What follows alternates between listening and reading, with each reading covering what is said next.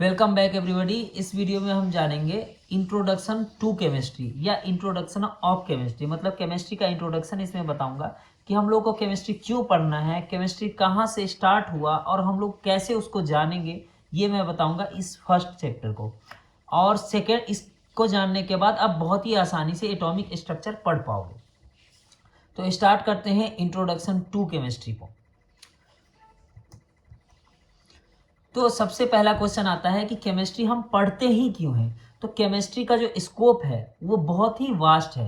चाहे आप space technology देख लो, रॉकेट टेक्नोलॉजी देख लो, फिर एग्रीकल्चर में देख लो, मेडिकल में देख लो, कुकिंग में देख लो, कंफर्ट में, लाइफस्टाइल में, हर चीज़ में, या फिर आप कार जो चलाते हो, जो मटेरियल्स उसमें सिलेक्ट करते हैं, जो रोड्स हम बनाते हैं, हर चीज़ में केमिस्ट्री का यूज है। ठीक है, तो केमिस्ट्री पढ़ना हमारे लिए इम्पोर्टेंट है कि इन सभी ग्राउंड्स में, इन सभी रास्तों पे हम बहुत ही आगे बढ़ पाए। ये केमिस्ट्री का इसमें बहुत ही बड़ा रोल है। दूसरे सब्जेक्ट्स का भी है लेकिन केमिस्ट्री का बहुत बड़ा रोल है इस सभी डेवलपमेंट के एरियाज में।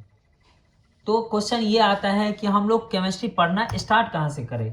Where should one start learning chemistry. कोई भी केमिस्ट्री पढ़ना स्टार्ट कहाँ से करें। तो इसके लिए हम सबसे पहले देख लेते हैं केमिस्ट्री का डिफिनीशन कि केमिस्ट्री कहते किसको हैं। तो 20वीं सदी के, 20th सेंचुरी के फेमस जो केमिस्ट थे, जो साइंटिस्ट थे, उनका नाम था लाइनस पॉलिंग। उन्होंने बहुत ही अच्छा डिफिनीशन दिया था केमिस्ट्री का, जो कि क्या था, chemistry is the science of substance, their properties, their structure and their transformation. उनके हिसाब से केमिस्ट्री क्या है, सब्सटेंस का साइंस है। किसी भी पदार्थ का क्या है, साइंस है। उसके पदार्थ का प्रॉपर्टीज को जानना, उसके स्ट्रक्चर को जानना और उसके ट्रांसफॉर्मेशन को जानना। ट्रांसफॉर्मेशन मतलब उसमें जो बदलाव आ रहे हैं उसको जानना, उसी को क्या बोलेंगे, केमिस्ट्री बोलेंगे। तो कैसे बोल सकते हैं उसका definition, chemistry is the science of substance, their properties, their structure and their transformation. ये किसने बताया, लाइनस पॉलिंग ने, जो कि 20वीं सदी के बहुत ही बड़े केमिस्ट या बहुत ही बड़े साइंटिस्ट थे। तो ग्रीक लोग जो थे, जो कि ग्रीक देश के लोग थे, उन्होंने सबसे पहले वहां पे केमिस्ट्री का बहुत ज़्यादा विकास हुआ शुरुआती में। तो उन्होंने सबसे पहले सोचना शुरू किया कि दुनिया में जितने भी पदार्थ हैं, जितने भी मैटर हैं, वो क्या चीज़ से मिलके बने हैं, ये केमिकल चेंजेस क्यों होता है, ये सब उन्होंने एक्सप्लेन करने की कोशिश की।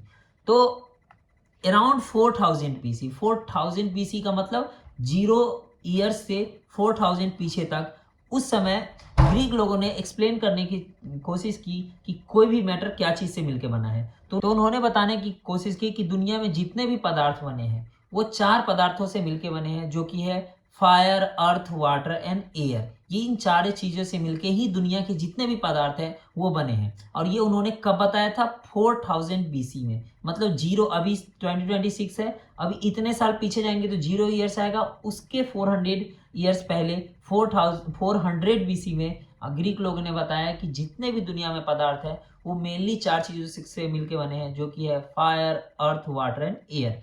तो ये 4 एलिमेंट, उन्होंने माना कि ये 4 ही एलिमेंट है दुनिया में। सिमिलर ही इसी तरह का फिलॉसफी इंडिया में भी था, जिसको बोलते हैं पंच तत्वों की थ्योरी। मतलब दुनिया में जितने भी पदार्थ बने हैं वो 5 तत्वों से मिलकर बने हैं, जो कि है fire, earth, water and air, और इसमें ऐड कर दो स्काई। तो इंडिया में ये माना जाता था। ऑफ कोर्स बाद में बहुत सारी डिस्कवरीज हुई और पता चला कि ये जो फैक्ट है वो गलत है, इसको डिस्प्रूव कर दिया गया।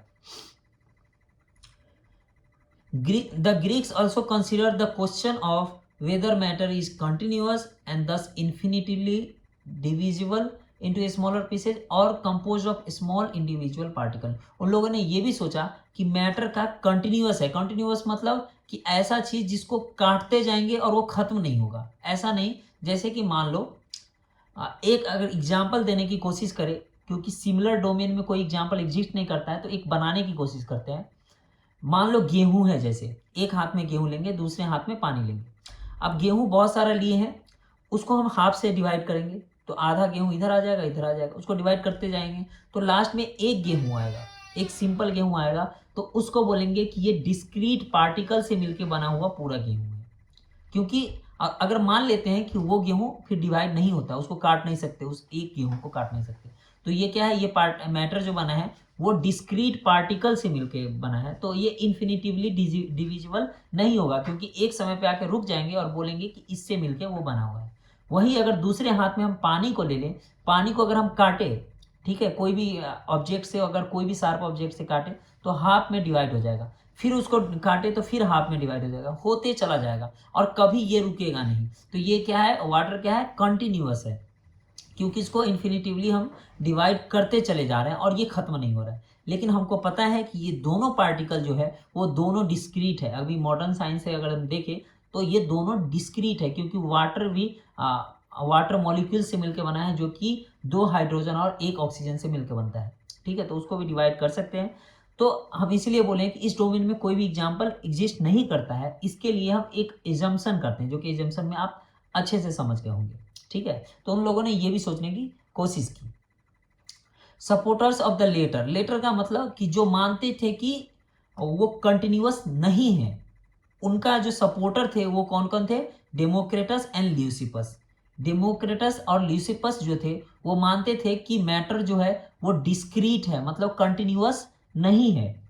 तो उस डिस्क्रीट पार्टिकल, जिस पार्टिकल से कोई भी मैटर दुनिया का बना होगा, वो छोटा पार्टिकल जिससे दुनिया का कोई भी मैटर बना होगा, उसको उन्होंने क्या बोला, एटॉमस बोला, जिसको अभी हम लोग जानते हैं एटम्स के रूप में, क्योंकि ये ग्रीक भाषा में उस समय बोला गया, जिसका मतलब होता है अल्टीमेट पार्टिकल या इंडिविजुअल पार्टिकल, मतलब इसको डिवाइड नहीं कर सकते, उसका मीनिंग ही वही होता है, ठीक है। लेटर है, however the Greek had no instrument to test their idea, no definite conclusion could be reached about the divisibility of matter, because उस समय उन लोगों के पास कोई भी ऐसा इंस्ट्रूमेंट नहीं था जो ये फैक्ट को टेस्ट कर सके कि कोई भी मैटर डिवाइड होते होते जाता है कि नहीं, क्योंकि उस समय मॉडर्न साइंस नहीं था और हमारे पास कुछ भी ऐसा नहीं था कि मैटर को हम बहुत प्रिसाइजली काट सके और बहुत डीपली देख सके, ठीक है। इसलिए ये सिर्फ एक हाइपोथेसिस थी, एक बस सोच था, एक बात था जिसको हम टेस्ट नहीं कर सकते हैं। अगर हम केमिस्ट्री के पूरे केमिस्ट्री के पीरियड को जो कि एंशिएंट समय से लेके अभी तक है, उसको लार्जली अगर डिवाइड करना है तो 5 भागों में हम लोग डिवाइड कर सकते हैं, जो कि 5 मेजर डेवलपमेंट पीरियड था, कि मतलब उसमें कुछ मेजर चीज हुआ होगा उस हर एक पीरियड में। तो 5 पीरियड कौन कौन सा था, ancient period, the alchemical period, iatrochemistry period, the phlogiston period और मॉडर्न पीरियड। तो एंशिएंट पीरियड जो था वो 2000 बीसी या इससे पहले से 350 तक को एंशिएंट पीरियड बोल सकते हैं, क्योंकि इसमें बहुत ही कम डेवलपमेंट हुआ, वो भी डेवलपमेंट बहुत ही सिग्निफिकेंट था। क्योंकि मान लो कोई आदमी सोच रहा है कि दुनिया में जो भी पदार्थ बना है वो 4 चीजों से मिलकर बना है, फिर कोई आके अगर ये कह रहा नहीं नहीं ऐसा नहीं है, पहले ऐसा मत सोचो, ये देखना है कि किस चीज से मिल के बना है, तो ये सोचना ही बहुत बड़ा डेवलपमेंट है कि आप उसको ढूंढो, ये नहीं कि हाँ बोल दिए कुछ भी और मान लेंगे, उसको ढूंढना, ये बहुत बड़ा डेवलपमेंट था, ये एंशिएंट पीरियड में हुआ। फिर है अल्केमिकल पीरियड, जो कि है 350 एडी से लेके 1500 एडी तक, और तीसरा है आइएट्रोकेमिस्ट्री पीरियड, जो कि है 1500 से लेके 1650 एडी तक, और उसके बाद है फ्लोजिस्टन पीरियड, जो कि है 1650 टू 1774 एडी तक, और लास्टली है मॉडर्न पीरियड, जिसमें हम लोग आते हैं, वो है 1774 से अभी तक। ये किस में आता है, मॉडर्न पीरियड में। तो देखते हैं एंशिएंट पीरियड को कि उसमें क्या डेवलपमेंट हुआ। यहाँ बता दिए हैं ऑलरेडी कि अभी तक 350 तक, उससे पहले कहीं भी चले जाओ, वहां से 350 एडी तक, इस पीरियड को क्या बोलेंगे, एंशिएंट पीरियड बोलेंगे। अल्केमिकल पीरियड कब से कब तक, 350 टू 1500 एडी तक। आइएट्रोकेमिस्ट्री पीरियड कब से कब तक बोलेंगे, 1500 टू 1650 तक। फ्लोजिस्टन पीरियड कब से कब तक बोलेंगे, 1650 टू 1774 एडी तक, और मॉडर्न पीरियड उसको बोलेंगे 1774 से अभी तक के जो पीरियड है। यहाँ 2000 आपको भले ही दिख रहा होगा, इसका मतलब होगा कि इससे आगे भी है, यहाँ एरो देखो, मतलब अभी तक करंट तक की बात चल रही है, वो मॉडर्न पीरियड में आता है। तो देखते हैं यार एंशिएंट पीरियड में कौन कौन सा मेन पॉइंट हुआ, मेन डिस्कवरीज हुई, मेन बातें हुई। तो हम सबसे पहले देखेंगे कि एंशिएंट समय में many chemical operations such as souring of milk, conversion of fruit juice into wines, the conversion of wines into vinegar etc were known. मतलब पुराने समय में बहुत सारे chemical procedures, chemical operations known थे, पता थे, जैसे कि souring of milk. Souring of milk होता है कि मिल्क में से, जैसे कि मिठाई बनाते हैं, रसगुल्ला बनाते हैं, तो उसको सावर करके उसके अंदर से जो मटेरियल निकलता है उससे बनाते हैं मिठाई। तो सावरिंग ऑफ मिल्क भी बहुत पुराने समय में ही पता था। Conversion of fruit juice into wines, मतलब वाइन्स जो बनाया जाता था, शराब बनाया जाता था उस समय फ्रूट जूस से बनाया जाता, जो कि एक केमिकल प्रोसीजर है, ये भी पता था। The conversion of wines into vinegars were known, और उस वाइन से वेनिगर, वेनिगर भी एक लिक्विड होता है जो कि किचन में यूज होता है, वो भी बनाया जाता था। वो किससे बनाया जाता है? वाइन से बनाया जाता है। इसके अलावा अराउंड 3000 BC, मतलब इससे भी पहले, मैंने बोला था ऑलरेडी कि 350 से पहले जो भी समय है वो एंशिएंट पीरियड में आएगा। तो 3000 BC techniques of making glass pottery, pigment, dyes, perfume and extraction of metal for ornaments and weapons were known in China, India, Egypt and Greece. मतलब अराउंड 3000 BC, मतलब 3000 साल ईसा पूर्व, उस समय जो है वो क्या क्या चीज़ ऑलरेडी नोन थे? ग्लास पॉटरी, मतलब ग्लास का कोई भी पॉटरी, कोई भी जो किचन में बनाते हैं वो कैसे बनाते हैं ग्लास से, वो उस समय पता था। पिगमेंट्स, पिगमेंट्स या डाइस जो कलर करने के लिए होता है, जो क्लोथ्स में कलर करते हैं या पेंटिंग में या कोई भी चीज़ में कलर करने के लिए यूज होता है, वो भी उस समय पता थे। और उसके अलावा परफ्यूम्स बनाना, जो इसमें भी केमिकल ऑपरेशंस होता है, केमिकल प्रोसीजर्स होता है, ये भी पता था। और उसके अलावा extraction of metal for ornaments and weapons, मतलब मेटल जो है किसी भी ओर से निकालना, जैसे कि आयरन ही कहीं जो पाया जाता होगा, वो आयरन वहाँ पे आयरन का पूरा ब्लॉक्स नहीं रहता है, वो ओर में रहता है जिसमें कुछ आयरन रहता है और कुछ अदर मेटल्स या कुछ अदर एलिमेंट्स रहता है जिसमें से आयरन निकाला जाता है। तो उसको आयरन को निकालने का प्रोसीजर जो है वो उस समय पता था। वो मेनली किस किस सिविलाइजेशन में पता था? China, India, Egypt and Greece, इन सारे सिविलाइजेशंस में ये बात पता था। और मेनली जो है यही civilisation China, India, Egypt and Greece उस समय प्रेजेंट थे, तो ऑफकोर्स वहीं पता होगा। फिर नेक्स्ट देखते हैं, it is difficult to specify the date when science of chemistry came into existence. However, its growth must have gone side by side with the growth of civilization. ये बहुत ही बता पाना बहुत ही मुश्किल है कि केमिस्ट्री कब स्टार्ट हुआ, लेकिन इसका शुरुआत जो है सिविलाइजेशन, जैसे जैसे सभ्यता आगे बढ़ी होगी वैसे वैसे इसका ग्रोथ भी हुआ होगा केमिस्ट्री का। But beginning of chemistry can be said around 400 BC, मतलब केमिस्ट्री का जो शुरुआत है वो बोला जा सकता है कब का? 400 BC, जिसमें ग्रीक लोगों ने बताया कि दुनिया में जितने भी पदार्थ है, जितने भी मैटर है, वो मेनली 4 एलिमेंट से मिलकर बने हैं या 4 कॉन्स्टिट्यूएंट से मिलकर बने हैं, जो कि कौन कौन था? अर्थ, फायर, वाटर एंड एयर। और सिमिलर फिलॉसफी हमने बताया कि इंडिया में भी था, जिसको पंच तत्व थ्योरी बोलते हैं, जिसमें एक स्काई इसमें ऐड कर दो तो fire, earth, water, air and sky, ये मानना था उन लोगों का कि जितने भी मैटर बने हैं, जितने भी पदार्थ दुनिया में बने हैं, इन सब से मिलके बनाए, जो कि ऑब्वियसली गलत है। बाद में बहुत सारे एलिमेंट की डिस्कवरी हुई और ये थ्योरी खत्म हो गया। लेकिन शुरुआती ये था जो कि जानना, एक सोचना बहुत बड़ी बात थी, इसलिए एंशिएंट पीरियड के मेजर डेवलपमेंट में से इसको भी काउंट करते हैं हम लोग। The first book of chemistry written in Egypt around 300 AD, तो पहला जो केमिस्ट्री का किताब लिखा गया वो इजिप्ट में लिखा गया, जो कि कब लिखा गया? 300 AD में, 300 AD में लिखा गया केमिस्ट्री का किताब। इस केमिस्ट्री वर्ड का मीनिंग ही होता है इजिप्शियन आर्ट, क्योंकि शुरुआत में केमिस्ट्री का मेजर डेवलपमेंट इजिप्ट में ही हुआ, इसके लिए ये वर्ड भी इजिप्ट का ही है केमिस्ट्री। अब सेकेंड देखेंगे द अल्केमिकल पीरियड को, जो कि समय है 350 AD टू 1500 AD में। इस पीरियड में कुछ खास डेवलपमेंट नहीं हुआ, क्योंकि इस समय बहुत सारा सूडो साइंस लोग मानते थे। सूडो साइंस का मतलब हो गया झूठा साइंस। साइंस का मतलब होता है कि आप फैक्ट्स को देख के ही कोई डिसीजन लेते हैं, लेकिन अल्केमिकल पीरियड में जो था, इस समय के पीरियड को इस समय के साइंस को अल्केमी भी बोलते हैं, क्योंकि एक ये झूठा साइंस था, सूडो साइंस था। इसमें बहुत सारी झूठे झूठे चीज़ें हुई और उस समय मानते थे लोग, लेकिन इस समय भी बहुत सारे सीरियस साइंटिस्ट थे जो कि बहुत ज़्यादा ही कंट्रीब्यूशन केमिस्ट्री में उन्होंने दिया।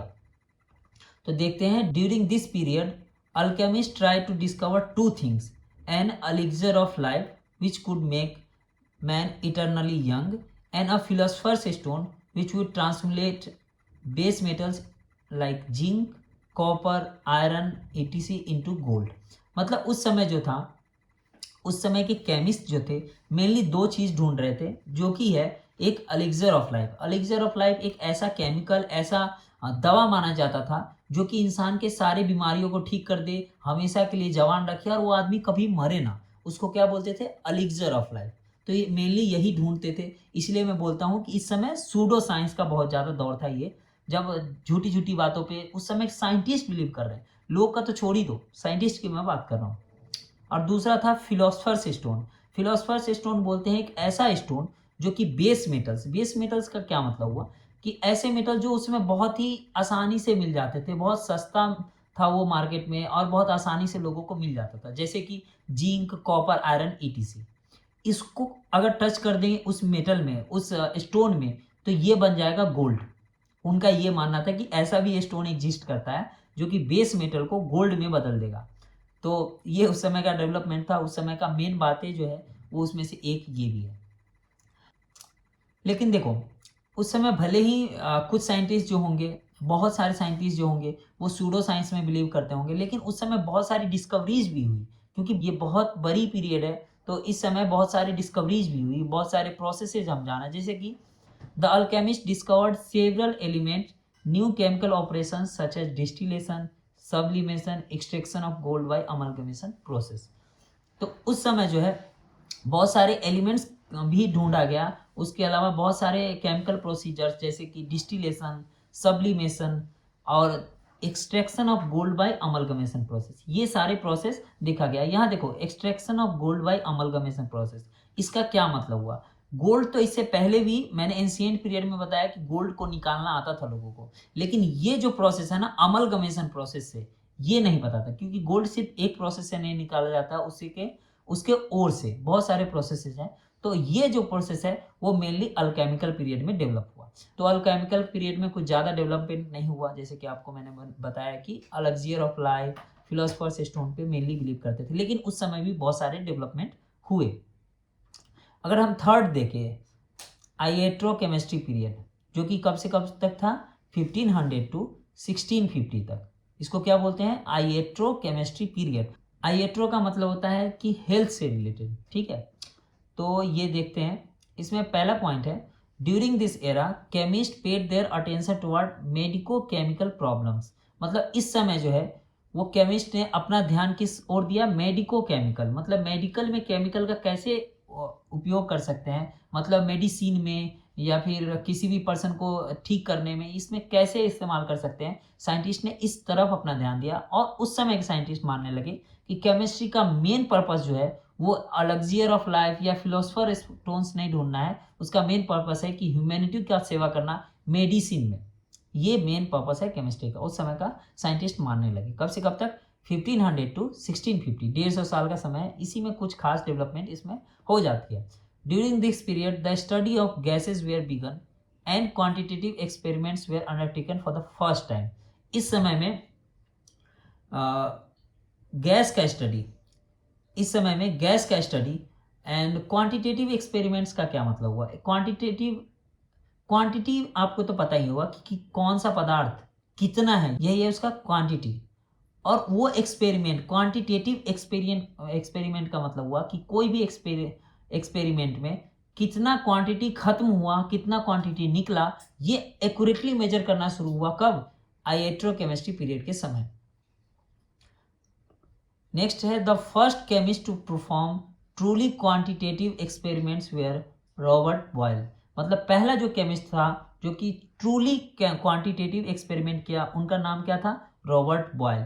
ये बहुत ही साइंटिफिक टेम्पर वाले साइंटिस्ट थे, जो कि हर चीज़ को रीजन करते थे। उनका ये मानना था कि जैसे साइंस को मैजिक की तरह, जैसे कि वो बताया इससे पहले मैंने आपको बताया कि फिलोसफर्स स्टोन ढूंढते थे कि ऐसा कोई मटेरियल है जो कि टच करेंगे तो जिंक जो है वो गोल्ड में बदल जाए। ये एक मैजिक की तरह सोच है कि मैजिक है उसमें। तो रॉबर्ट बॉयल ने बोला कि ये मैजिक से स्टडी नहीं करना है हमको, केमिस्ट्री हमको कैसे स्टडी करना है? फैक्ट से, और उस फैक्ट को भी क्वेश्चन करना है कि ये सही है कि नहीं और किस तरह से सही है, उस तरह से डिस्कवरी करना है। तो फर्स्ट केमिस्ट जो क्वांटिटेटिव एक्सपेरिमेंट्स किए उनका नाम क्या था? Robert Boyle. नेक्स्ट है Boyle's major contribution to chemistry consisted of his idea about chemical elements. मतलब बॉयल ने केमिकल एलिमेंट्स मतलब एलिमेंट क्या है उसका डिफिनीशन दिया। किसने? रॉबर्ट बॉयल ने। उन्होंने बोला in his view substance is an element unless it could be broken down into two और मोर सिंपलर सब्सटेंसेस। तो ये जो है डिफिनीशन बहुत हद तक सही है, इवन मॉडर्न पर्सपेक्टिव से अगर देखें तो ये सही है। सब्सटेंस इज अ एलिमेंट मतलब सब्सटेंस, कोई भी सब्सटेंस एलिमेंट है कब तक? जब तक इसको हम सिंपलर एलिमेंट्स में ना तोड़ दें।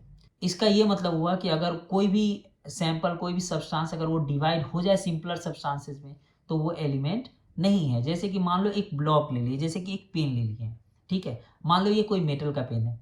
अगर इसमें इसको अगर हम डिवाइड करके देखें तो जो सैंपल इस वाले सैंपल में जो जो चीज़ है वही इसमें भी है, तो इससे समझ में आ रहा है कि ये एलिमेंट है। अगर हम डिवाइड किए हैं और दोनों का अलग प्रॉपर्टीज़ है, ठीक है, इसको डिवाइड करते जाएंगे और अलग प्रॉपर्टीज अगर दिख गया तो इसका मतलब दो अलग अलग एलिमेंट इस वाले पदार्थ में अलग अलग एलिमेंट्स हैं। समझ में आ रहा है? तो ये बॉयल ने बताया। नेक्स्ट पॉइंट है as Boyle's experimental definition of element become generally accepted the list of non element begin to grow and Greek system of 4 element finally died. मतलब जैसे ही बॉयल का जो ये डिफिनीशन था कि जब तक डिवाइड करते जाएंगे और जब तक वो डिवाइड होना बंद नहीं हो जाए तब तक उसको एलिमेंट नहीं बोलेंगे, ये डिफिनीशन जब लोगों ने एक्सेप्ट करना शुरू किया, उस समय साइंटिस्ट ने एक्सेप्ट कर लिया, तो बहुत सारे एलिमेंट का डिस्कवरी हुआ। क्योंकि उससे पहले मानते थे कि दुनिया में 4 ही एलिमेंट है, जो कि आपको इससे पहले मैंने बताया, तो वो खत्म हो गया। जब ये फेमस हो गया ये एलिमेंट का डिफिनीशन, तो वो 4 एलिमेंट वाला सिस्टम वो खत्म हो गया, वो डिफिनीशन खत्म हो गया।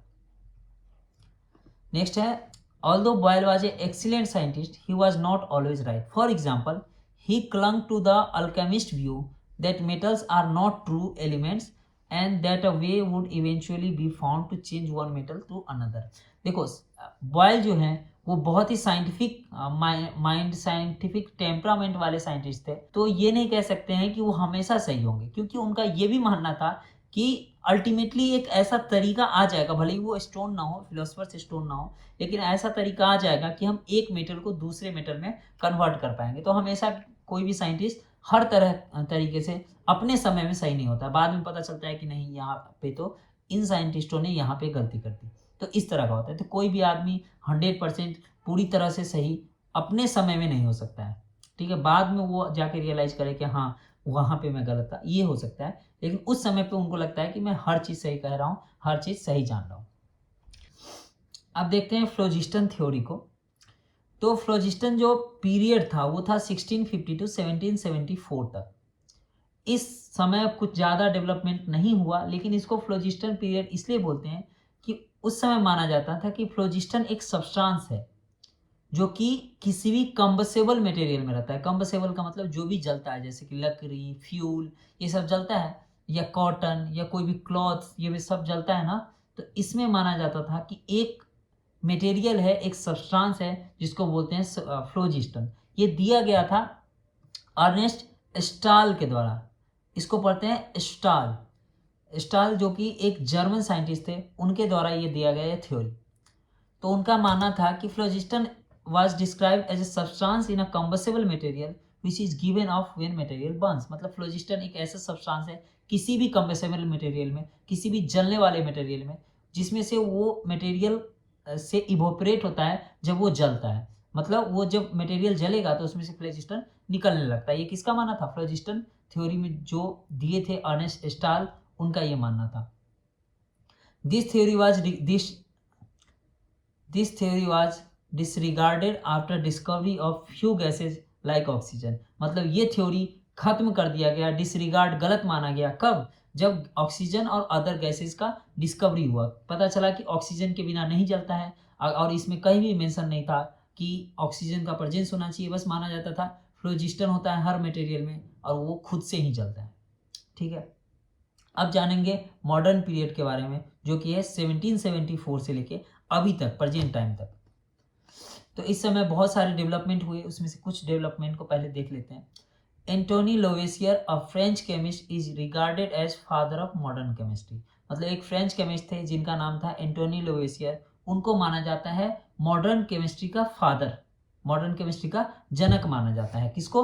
एंटोनी लेवेसियर को। He presented the exact explanation of combustion by proposing oxygen is necessary for combustion. This concept was largely responsible for overthrow of phlogiston theory. मतलब उन्होंने एग्जैक्ट एक्सप्लेनेशन दिया कि कंबसन क्यों होता है, कोई भी पदार्थ जलता क्यों है। उन्होंने बताया कि ऑक्सीजन नेसेसरी होता है किसी भी पदार्थ को जलने में। ये कंसेप्ट बहुत ही इंपॉर्टेंट था। फ्लोजिस्टन थ्योरी को गलत माना गया, उसको ये गलत मानने के लिए ये ऑक्सीजन वाला थ्योरी बहुत ही इंपॉर्टेंट था। ठीक है, इसलिए एंटोनी लेवेसियर सिर्फ इसके लिए नहीं, एंटोनी लेवेसियर ने कुछ और काम किया है जो आगे मैं बताऊंगा आपको। उसके लिए उसको मॉडर्न केमिस्ट्री का फादर बोला जाता है। He proposed the theory of indestructibility of matter and presented a clear definition of an element and proposed a system of chemical nomenclature. उन्होंने indestructibility of matter जो कि थ्योरी है कि कोई भी मैटर खत्म नहीं होता है, उसको भी किसने दिया? एंटोनी लेवेसियर ने दिया। And presented a clear definition of element. Element का डिफिनेशन रॉबर्ट बॉयल ने भी बताया था, लेकिन उससे भी ज़्यादा क्लियर डिफिनेशन किसने बताया? एंटोनी लेवेसियर ने बताया। एंड ऑल्सो केमिकल नोमेनक्लेचर इन्होंने बताया, जो कि नोमेनक्लेचर ऑफ कंपाउंड्स में जब पढ़ाऊंगा तो मैं बताऊंगा कि एंटोनी लेवेसियर ने कितना उस पर काम किया। और है another major step towards modern chemistry was taken the first decade of 19th century when English chemist John Dalton presented theory of atom. मतलब first decade of 19th century मतलब 1900 से 1910 के बीच में जो कि जॉन डेल्टन ने एटॉमिक थ्योरी दिया था, वो एक मेन समय था, वो एक महत्वपूर्ण बोल सकते हैं मॉडर्न केमिस्ट्री में, मॉडर्न पीरियड में केमिस्ट्री का बहुत ही बड़ा स्टेप था वो। तो ये मैंने बताया कि केमिस्ट्री जो है ओवरऑल 5 समयों में बांटा जा सकता है, 5 भागों में बांटा जा सकता है कि 5 पीरियड ऑफ डेवलपमेंट में इसमें टोटल केमिस्ट्री में डेवलपमेंट हुई। ठीक है, और बताया कि कहाँ से स्टार्ट करें, कहाँ कहाँ डेवलपमेंट हुआ, ये सब मैंने आपको इसमें बताया। नेक्स्ट हम जानेंगे मैटर के बारे में कि दुनिया में जितने भी मैटर हैं उसको 2 बेसिस पे हम क्लासीफाई कर सकते हैं। ठीक है, एक है केमिकल क्लासिफिकेशन और दूसरा है फिजिकल क्लासिफिकेशन। मतलब उसके फिजिकल बेसिस पे हम अगर क्लासिफाई करेंगे तो फिजिकल क्लासिफिकेशन हो जाएगा, उसके केमिकल प्रॉपर्टीज के बेसिस पे अगर उसको क्लासिफाई करेंगे तो केमिकल क्लासिफिकेशन हो जाएगा। तो फिजिकल प्रॉपर्टीज के बेसिस पर अगर हम क्लासिफाई करें तो आएंगे सॉलिड, लिक्विड एंड गैस। मतलब दुनिया में कोई भी मैटर है उसको हम सॉलिड बोलेंगे, या तो लिक्विड बोलेंगे, या तो गैस बोलेंगे। ठीक है, जैसे कि वाटर है, वाटर क्या है? वाटर लिक्विड है। टेबल क्या है? टेबल सॉलिड है।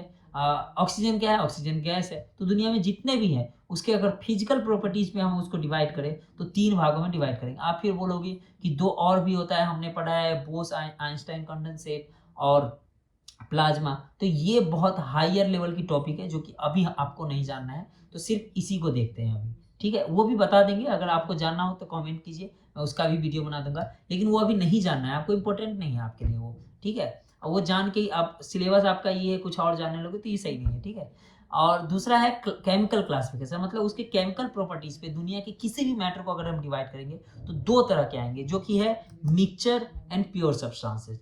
या तो वो मिक्सचर होगा या फिर प्योर सब्सटेंसेस होगा। दुनिया में कोई भी चीज़ ले लो, जैसे कि वाटर, अगर प्योर वाटर लेंगे तो वो एक प्योर सब्सटेंसेस है। वहीं पे अगर आप चीनी घोल दोगे आप पानी में तो वो क्या है? वो एक मिक्सचर है। तो मिक्सचर और प्योर सब्सटेंस होते हैं। दुनिया में कोई भी ऑब्जेक्ट ले लेंगे, कोई भी सब्सटेंस ले लेंगे, उसको अगर केमिकल प्रॉपर्टीज के बेसिस पे अगर हम उसका देखेंगे कि क्या है, वो मिक्सचर है या प्योर सब्सटेंस है, तो 2 भागों में उसको हम डिवाइड कर सकते हैं। कौन कौन? मिक्सचर और प्योर सब्सटेंसेस। तो दुनिया में कोई भी सब्सटेंस है अगर उसके केमिकल प्रॉपर्टीज के बेसिस पे डिवाइड करना है तो हम उसको मिक्सचर या प्योर सब्सटेंस में डिवाइड कर सकते हैं। और यहाँ भी अगर देख लो तो मिक्सचर को हम प्योर सब्सटेंस में कन्वर्ट कर सकते हैं उसको फिजिकल प्रोसेस से। फिजिकल प्रोसेस जैसे कि फिल्ट्रेशन से। तो क्या होगा? फिजिकल मेथड से, फिजिकल प्रोसेस से हम मिक्सचर को क्या चीज में बदल सकते हैं? प्योर सब्सटेंस में बदल सकते हैं। और मिक्सचर भी 2 तरह के होते हैं, एक होता है होमोजीनियस मिक्सचर, दूसरा होता है हेट्रोजीनियस मिक्सचर। ठीक है, प्योर सब्सटेंस भी 2 तरह के होते हैं, एक होता है कंपाउंड्स और दूसरा है एलिमेंट। ये दोनों प्योर सब्सटेंस ही हैं। कंपाउंड भी प्योर सब्सटेंस है, एलिमेंट भी प्योर सब्सटेंस है। कंपाउंड भी 2 तरह के होते हैं, एक ऑर्गेनिक, आप देखो अब क्या है कि कंपाउंड को हम एलिमेंट्स में बदल सकते हैं केमिकल मेथड्स के थ्रू।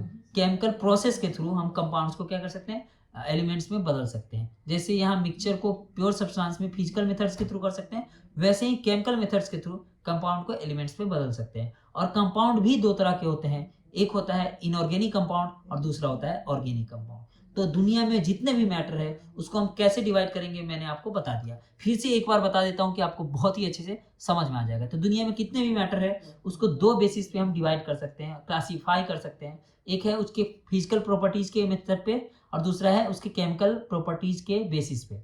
ठीक है, तो फिजिकल प्रॉपर्टीज के बेसिस पे अगर उसको क्लासीफाई करेंगे तो उसका फिजिकल क्लासिफिकेशन हुआ जिसमें सॉलिड, लिक्विड या गैस होगा। और केमिकल क्लासिफिकेशन में अगर देखें तो मिक्सचर या प्योर सब्सटेंस होगा। मिक्सचर को प्योर सब्सटेंस बदल सकते हैं उसको फिजिकल प्रोसेस के द्वारा।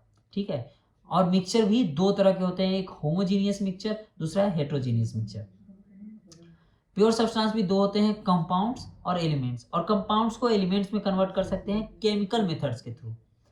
और कंपाउंड्स भी दो तरह के होते हैं, एक ऑर्गेनिक कंपाउंड और दूसरा होता है इनऑर्गेनिक कंपाउंड। तो ये मैटर को कैसे क्लासिफाई करें वो भी मैंने आपको बता दिया है। अब देखें कि केमिस्ट्री इतना वास्ट है, इतना बड़ा टॉपिक है, इतना बड़ा सब्जेक्ट है कि इसको पढ़ने के लिए छोटे छोटे सब्जेक्ट में हम लोग डिवाइड किए हैं कि आसानी से उसको पढ़ सके, आसानी से हम लोग जान सके। और जिसको जिसमें इंटरेस्ट है वो उसमें अपना ध्यान केंद्रित कर सकता है, उसमें जान सकता है। जैसे कि मेन उसके 4 टाइप में हम लोगों ने डिवाइड किया है, और भी टाइप है जो कि मैं आपको बताऊंगा, लेकिन मेनली हमने 4 टाइप में उसको डिवाइड किया है। पहला है ऑर्गेनिक केमिस्ट्री, दूसरा इनऑर्गेनिक, तीसरा फिजिकल और चौथा एनालिटिकल केमिस्ट्री। तो ऑर्गेनिक केमिस्ट्री किसको बोलेंगे वो बता रहा हूं। It is the study of hydrocarbons and their derivatives. मतलब ऑर्गेनिक केमिस्ट्री किसको बोलेंगे, हाइड्रोकार्बन्स। हाइड्रोकार्बन्स मतलब हाइड्रोजन और कार्बन से मिलकर जितने भी एलिमेंट बना होगा, एक्सेप्ट फ्यू एलिमेंट्स जो मैं आपको बताऊंगा, वो उसके स्टडी को क्या बोलेंगे, ऑर्गेनिक केमिस्ट्री। ठीक है, या फिर उस हाइड्रोकार्बन के डेरिवेटिव्स को, मतलब उसमें से एक हाइड्रोजन हटा दिए, दूसरा एलिमेंट लगा दिए, तो ये सब क्या हो जाएगा, ये सब भी ऑर्गेनिक केमिस्ट्री में ही आता है, except few elements. It is concern with study of compounds of carbon. ये कार्बन के कंपाउंड्स के स्टडी को क्या बोलेंगे, organic compounds. Except carbonates, bicarbonates, cyanides, isocyanides, carbides and oxides of carbon, ये सारे क्या चीज में आ जाते हैं, ऑर्गेनिक कंपाउंड में। इस सब को छोड़ के जो भी पढ़ते हैं वो सब ऑर्गेनिक में आते हैं, और ये सब जो आता है वो इनऑर्गेनिक में आता है, जो कि मैं आपको ऑफ कोर्स बताऊंगा। सेकेंड है inorganic chemistry. Inorganic chemistry it is deals with study of all known elements. मतलब दुनिया में जितने भी एलिमेंट है उसके स्टडी को किस में करेंगे, इनऑर्गेनिक केमिस्ट्री में करेंगे। एंड देयर कंपाउंड्स, इस एलिमेंट के कंपाउंड को भी किस में करेंगे, इनऑर्गेनिक केमिस्ट्री में करेंगे। एक्सेप्ट ऑर्गेनिक कंपाउंड, मतलब ऑर्गेनिक कंपाउंड को छोड़ के जितने भी दुनिया में कंपाउंड्स है वो सबको किस में पढ़ेंगे आप, इनऑर्गेनिक केमिस्ट्री में। और ऑर्गेनिक में जो एक्सेप्शंस बताया वो भी इसी में पढ़ेंगे, इनऑर्गेनिक केमिस्ट्री में। फिजिकल केमिस्ट्री किसको बोलेंगे, it is concern with physical properties and constitution of matter, the law of chemical combination and theories governing reaction. मतलब ये किस चीज का स्टडी है, फिजिकल प्रॉपर्टीज, किसी भी ऑब्जेक्ट का फिजिकल, किसी भी सब्सटेंस का फिजिकल प्रॉपर्टीज, और वो मैटर किस चीज से मिलकर बना है ये जानना भी फिजिकल केमिस्ट्री में आता है। The law of chemical combination, chemical combination कैसे होता है वो उसके जो लॉ हैं वो भी हम लोग फिजिकल केमिस्ट्री में पढ़ते हैं, और जो थ्योरी उस केमिकल कॉम्बिनेशन को चलाता है वो भी हम किस में पढ़ते हैं, फिजिकल केमिस्ट्री में पढ़ते हैं।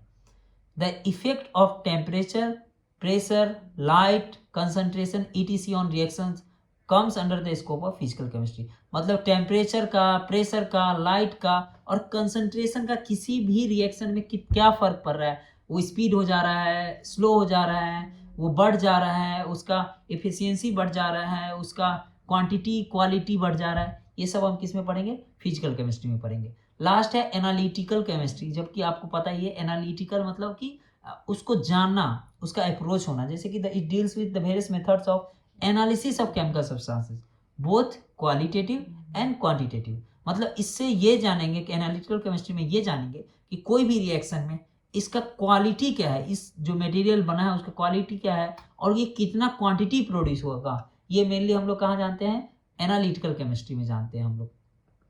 तो ये 4 मेजर केमिस्ट्री के ब्रांचेज है। जो मैंने आपको बताया। इसके अलावा भी बहुत सारे ब्रांचेज है, जैसे कि है biochemistry, medical chemistry, soil and agriculture chemistry, Jio chemistry, industrial chemistry, nuclear chemistry, polymer chemistry and so on. इसके अलावा भी बहुत सारे अदर पार्ट्स है जिसको बहुत ही स्पेसिफिक है, उसमें आपको स्पेसिफिक चीज़ें ही पढ़ाई जाएगी। ये सारे केमिस्ट्री को इस तरह से हम डिवाइड कर सकते हैं। अब हम नेक्स्ट चैप्टर में जानेंगे एटम्स के बारे में, कि एटम्स क्या होता है, एटम्स कैसा दिखता है, एटम्स को हम लोग कैसे जाने, उसकी हिस्ट्री से लेके प्रेजेंट तक जानेंगे 3D में। और एकदम ये हिंदी में रहेगा पूरा लेक्चर, जिससे कि आप आसानी से समझ पाए। बट मोस्टली वर्ड्स आपको और नोट्स जो है वो इंग्लिश में ही रहेगा। तो आपको नोट्स और वर्ड्स जितने हैं वो इंग्लिश में रहेंगे, बट वो उसका एक्सप्लेनेशन जो है आपको हिंदी में रहेगा। और ग्राफिक्स जो होगा वो 3D में होगा, जिससे कि आपको समझने में बहुत ही आसानी हो जाएगी। सच बताऊं तो जब मैं पढ़ रहा था तो उस समय कोई इस तरह से डीपली बताने वाला नहीं था। मैं इसका स्टार्टिंग ही इसलिए किया हूँ कि मुझ में लैक रह गया, जो बच गया, जो मैं नहीं समझ पाता था, वो मैं आपको समझा पाऊँ। क्योंकि उस समय इस तरह से 3D में, क्योंकि हम लोग को बहुत समय लग गया वो चीज़ समझने में, जो कि 3D में बहुत ही आसानी से और बहुत ईजिली बहुत कम समय में बताया जा सकता था। तो मिलते हैं फिर नेक्स्ट वीडियो में, तब तक चैनल को जरूर सब्सक्राइब करें।